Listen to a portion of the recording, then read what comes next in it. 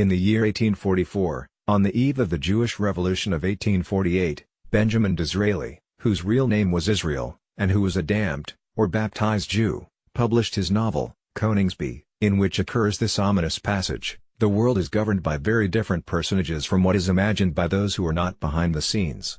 And he went on to show that these personages were all Jews. The symbolic snake of Judaism.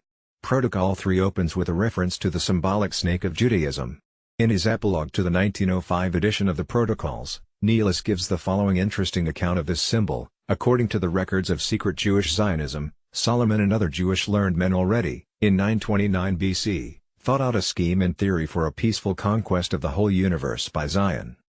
Men in masses and the men of the masses, being guided solely by petty passions, paltry beliefs, traditions and sentimental theorems, fall a prey to party dissension, which hinders any kind of agreement even on the basis of a perfectly reasonable argument.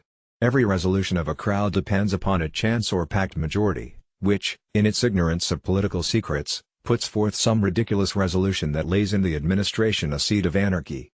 In any state in which there is a bad organization of authority, an impersonality of laws and of the rulers who have lost their personality amid the flood of rights ever multiplying out of liberalism, I find a new right, to attack by the right of the strong, and to scatter to the winds all existing forces of order and regulation, to reconstruct all institutions and to become the sovereign lord of those who have left to us the rights of their power by laying them down voluntarily in their liberalism.